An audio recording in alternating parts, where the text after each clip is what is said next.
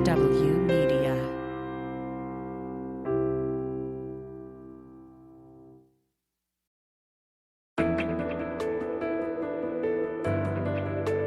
SpyTalk, a podcast at the intersection of intelligence, foreign policy, national security, and military operations with Jeff Stein and Jeanne Meserve.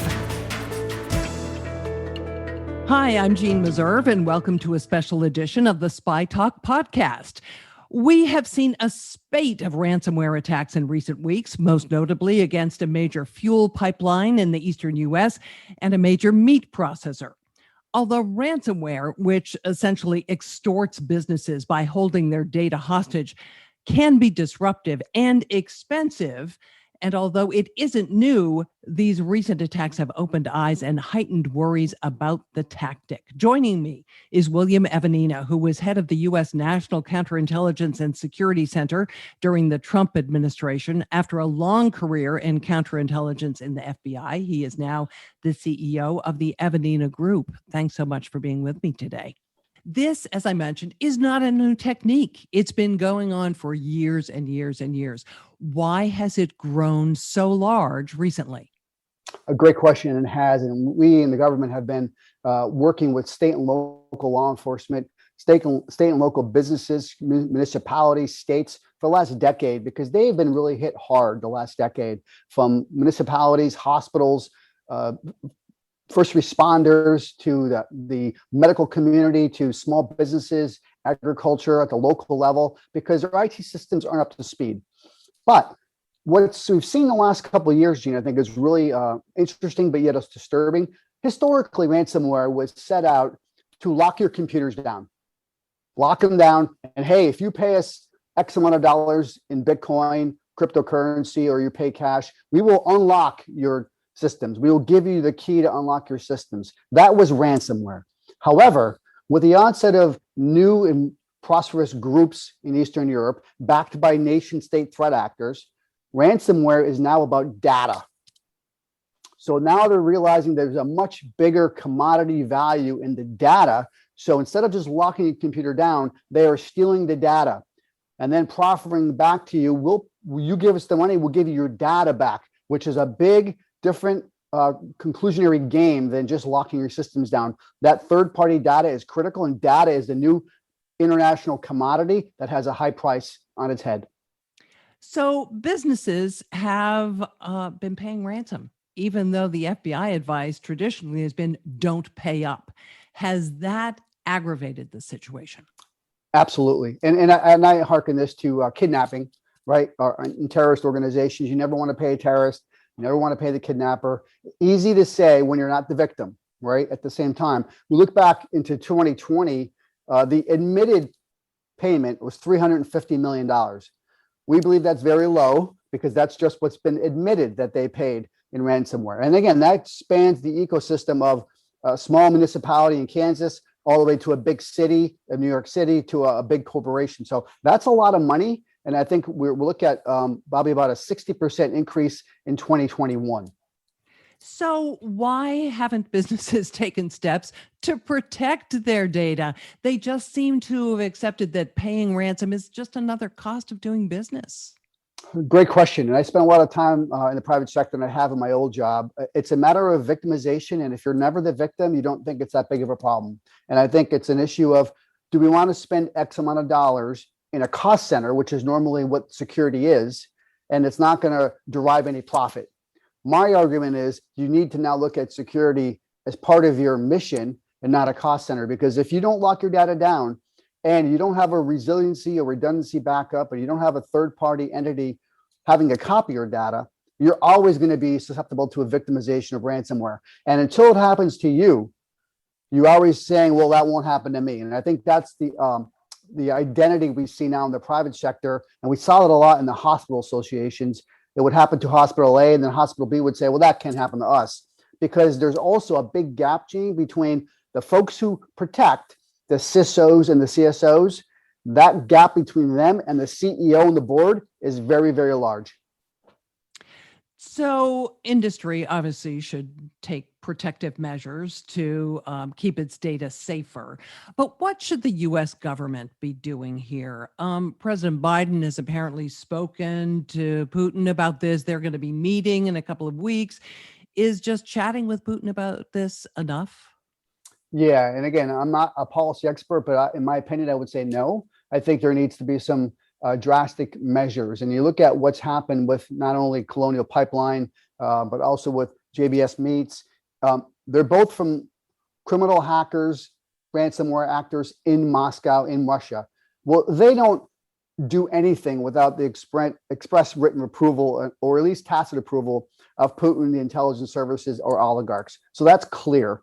So I think you want to make a statement here. Putin should continue to do what he's doing. He's putting pressure on us. President Biden should pull out of that summit, or at least threaten to do it. Because if Putin wanted to stop this activity, he could do it. Do you think the U.S. should take retaliatory action? I think we have, and we continue to do that historically. We've done that, and not only with the Russian Federation during the 2016 and 2020 election cycle with the old IRA when they were influencing stuff, so that we eliminated them. But should we be shutting down some of their infrastructure if they're doing it to us? That's a great question. Now, I think, in my opinion, I think we should be showing them that we're willing and able to do that. I don't think Putin believes we're willing to do that, because the think tanks and the academics and the diplomats will always advise the potential for escalatory action. My argument is we spend a lot of our time on sanctions, financial sanctions, other sanctions.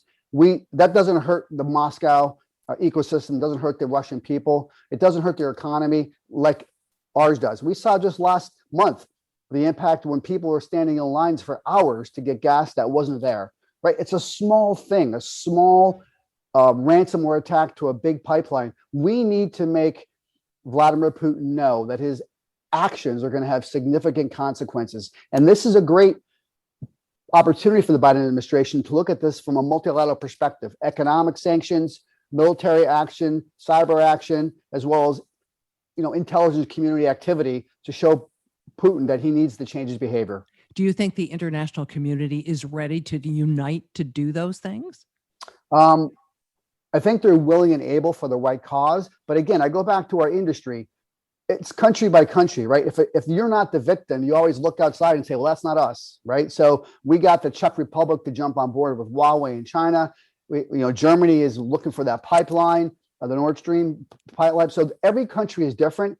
Our Five Eye partners and some of NATO are behind us, but it's hard to really rally the troops when you are the only victim. In spycraft, there's this mantra, follow the money. So a lot of this ransomware is paid in cryptocurrency. Are we doing enough to keep track of what's happening there, to find the bad actors? No, I don't even know if we're doing anything, Jeanne. I'll be honest with you. It's been a challenge for us. Well, we're doing some things. It's been a challenge for us the last 5 years to get on the cryptocurrency bandwagon from an intelligence perspective. I think the Biden administration has just recently tasked the intelligence community to be smarter, more effective, have a deeper understanding of where the money goes around the globe. We won that battle with the drug war. We continue to win it with terrorism. I think now it's going to be an opportunity for us to understand how money flows in cryptocurrency. If we're going to get to the end of the train here and stop the activity, it stops with the money. And if those hacker groups aren't paying your oligarchs, then they're going to force the issue for them. So I think you're right on that. But I think the U.S. government, mostly in the intelligence community, Department of Defense, need to be more effective and efficient understanding how cryptocurrency works. The Department of Justice has said that it wants to coordinate ransomware investigations. Is that an important step, or is it not going to amount to much? I think anytime you coordinate anything, it's a great idea. But however, we need to get past bringing people together for coordinated meetings, on a civets, and we have to have an actionable outcome. And I think what you'll see from the Biden administration, Department of Justice, is they'll coordinate, they'll put all the agencies in the right area to make sure we know what's going on. But at the same time, I think we're going to have actionable measures in a short amount of time to be able to facilitate this. Because if you look at what just happened, the largest pipeline we have in the United States crippled us. Now, a very, very large meatpacking situation where it really impacted we'll see what it does in the global market in our grocery stores. But what's next?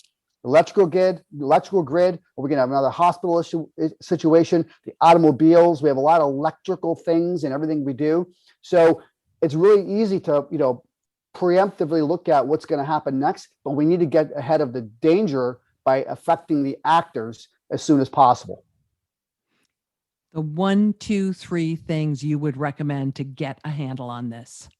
Well, I would portion it towards industry. Number one, every CEO should take the effort to gather his team across his enterprise and say, what are we doing about this? Where are we postured? Do we have resiliency? Do we have redundancy? Where is our data stored? Whose cloud is it? Are we sure it's safe? Do we have an insurance policy? What does that policy cover? What is our crisis plan? If it happens to us tomorrow, who are we calling? What are we going to tell our shareholders, our stockholders, our employees? Have that crisis plan in place today. But at the same time, understand that you can't fix this in one day, right? It's just not going to be in one day to get resiliency, redundancy, and backup system. But you can look for help with big companies who do this for a living to be able to say, we want to back up our systems. If everyone backs up their systems, there's nothing to steal or shut down. So that's my first vector would be to the CEOs. Secondarily would be from the CEOs to force the government, the US government and intelligence community to provide more actionable real-time intelligence to these threats that we have not been successful of doing the last decade or so. Why have we not been successful doing that?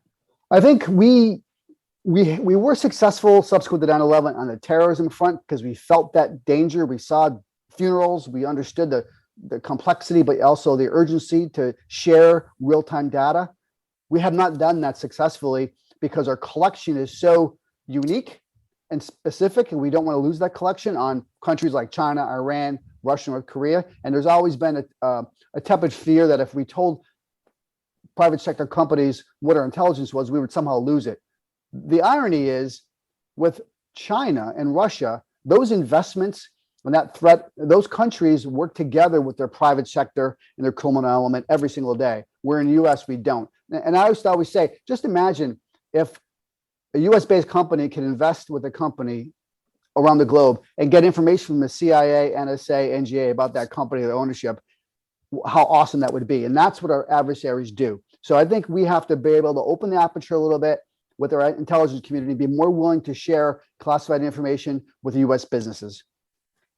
William Evanina, former head of the U.S. National Counterintelligence and Security Center, thanks so much for joining us. Now I should mention CEO of the Evanina Group. Great to have you with us.